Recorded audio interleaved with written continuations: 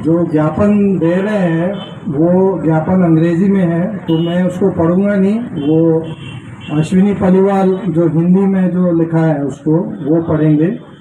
मैं सारांश में कुछ बात रख रहा हूँ। सबसे पहले जो वो है कि पूरा जो जोर है कि जो वीटो पावर है ना, ये जाएगा अंटोनियो गुटेरेस को, जो सेक्रेटरी जनरल है, और उसका जो प्रति जो है वो प्रधानमंत्री और जो हमारा जो परमानेंट रेजिडेंट है यूएन में रुचिका शर्मा, उनके पास भी जाएंगे, रुचि शर्मा। तो जो नाटो का जो ये वीटो पास जो 5 परमानेंट मेंबर्स हैं सिक्योरिटी काउंसिल का, उसके वो बंद करने के लिए पूरा जोर दिया जा रहा है। उसमें हमने 4 बिंदु रखा गया कि सबसे पहले ये साबित करने के लिए कि जो दुनिया की रखवाली है, अमेरिका, रूस, फ्रांस, इंग्लैंड और 5वां चीन, ये जो है पूरा दुनिया में युद्ध अपने अपने मकसद के लिए फैला रहे हैं। और उसका अभी जो परिणाम जो है कि नाटो जिस तरह से दबाव डाल दिया, रूस को लगा कि उनके पास और कोई चारा नहीं है और उसने हमला किया यूक्रेन पे। तो यूक्रेन इसमें क्या है, वो गिनी पिग बन गया कि दोनों जगह से पिस रहा है यूक्रेन, चाहे अमेरिका का या रूस की तरफ से। यूक्रेन का पूरा तबाह हो गया। जो विकास हुआ इतना 70 साल में, वो विकास जो है सर्वनाश हो गया। तो इस युद्ध को बंद करने के लिए हम इन लोग जो अभी दुनिया की रक्षा करने वाला है, इनसे हम अपेक्षा कर नहीं सकता है कि ये बंद करेंगे। इसलिए हम चाहते हैं कि सारा देश अपना आवाज उठाए, लेकिन सारा देश में भी इस चीज में होड़ में लगा हुआ है। इसलिए जो जनता, सारा देश की जो जनता है आवाज उठाएंगे।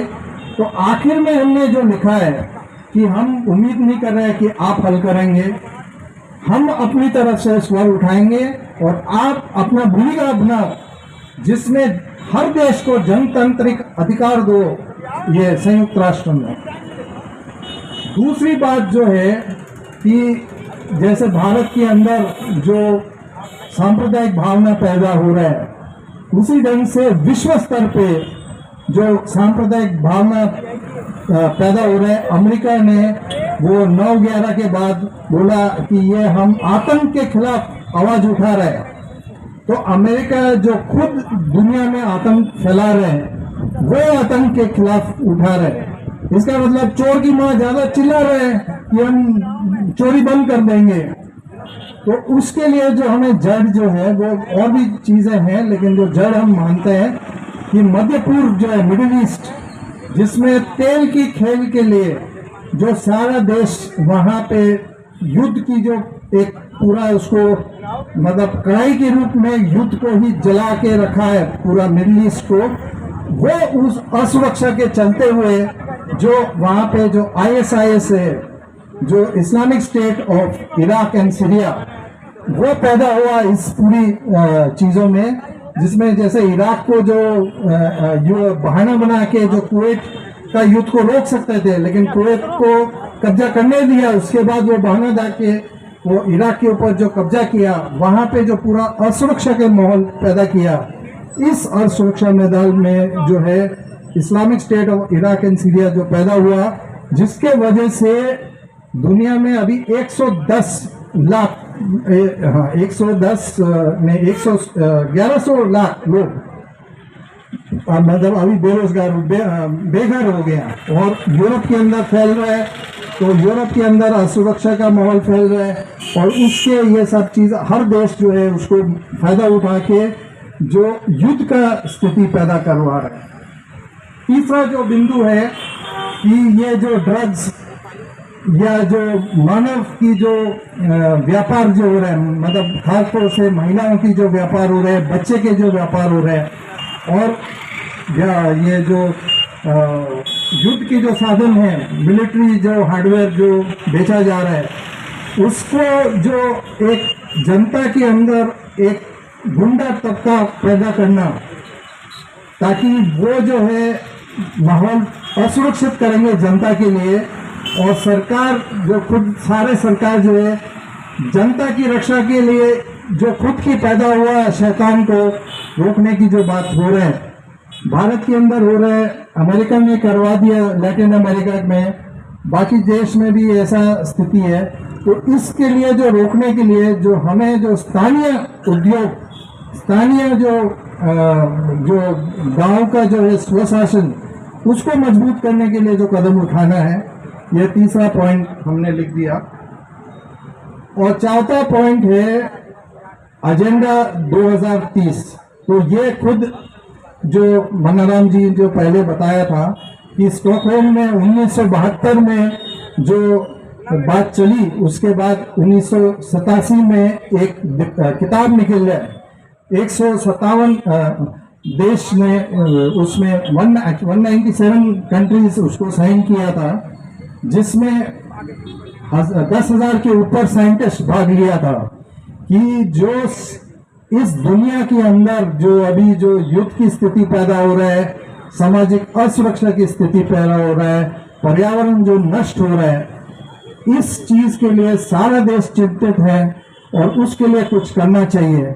जिसमें उन लोग ने 3 आयोग बनाया।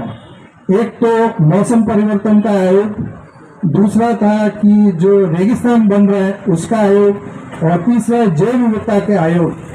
ये जो 3 आयोग बना था रियो डी जेनेरो में 1992 में, उसको चलते हुए 2000 के अंदर जो 2000 नया जो पीढ़ी आए थे, तो किस तरह से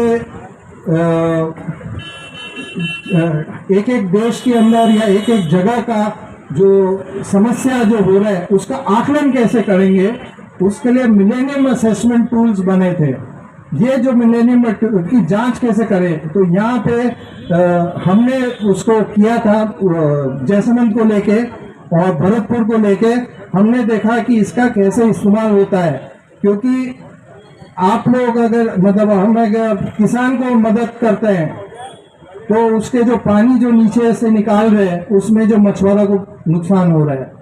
या जो पांचना में जो हुआ कि जो एक्चुअली पांचना डैम तो बना था इसके लिए मस्टर्ड के लिए, लेकिन जो मस्टर्ड के बजाय गेहूं उगने लगे तो 5 गुना ज्यादा पानी इस्तेमाल किया, पानी खत्म हुआ। तो पांचना के लोग हम रोक देंगे, तो पांचना की जो लोग जो रोकने की जो बात किया, उसके बाद जो है वो भरतपुर में समस्या आ गया बर्ड सेंचुरी में। तो इस तरह से जो हमें हर चीज को हर तरफ से देखने के बाद फैसला क्या करना है कि सर्वांगीण विकास किस दिशा में हो। तो उसके लिए ये दुनिया में एक मिलेनियम असेसमेंट टूल्स बने थे 2000 में, जिसमें आकलन हो कि इसमें हमारा टिकाऊ विकास किस दिशा में हो। फिर 2016 में एजेंडा 2030 बने थे। इसमें 17 वो बने थे लक्ष्य कि टिकाऊ विकास लक्ष्य। सबसे पहले जो लक्ष्य है बेरोजगारी को खत्म करना, दूसरा जो है भूखमरी को खत्म करना, तीसरा जो है कि स्वास्थ्य रहे, तो और चौथा शिक्षा। तो इस तरह से 17 लक्ष्य है। तो हमने कि जब यूएन ने ऐसा एक पूरा फ्रेमवर्क बनाया जिसमें विकास हो, जिसमें विकेंद्रित विकास हो सकता है, तो वो फ्रेमवर्क क्यों इस्तेमाल नहीं हो रहा है? वो चला रहे हैं, उसको कहता है वर्ल्ड्स बिगेस्ट स्कूल, मतलब सबसे बड़ा पाठशाला। ये जो 17 टिकाऊ लक्ष्य को पढ़ाने के लिए, लेकिन जमीन पर उतारने के लिए काम उल्टा कर रहे हैं। तो वो काम जो उल्टा कर रहे हैं, जब तक हम ये सब जो अपना ताकत गलत जगह पे इस्तेमाल कर रहे हैं, उसको जब तक रोक नहीं लगाए तब तक ये चीज नहीं हो पाए। तो ये ज्ञापन के अंदर वो हमें उनको जो बताना ही है जो उनको खुद को मालूम है, लेकिन ये ज्ञापन उन चीजों के बारे में है और ये अंग्रेजी में जाएंगे, प्रधानमंत्री को भी जाएंगे और हमारा जो वहाँ पे जो रिप्रेजेंटेटिव है भारत की वो जाएंगे। अब अश्विनी जी बात करते हैं।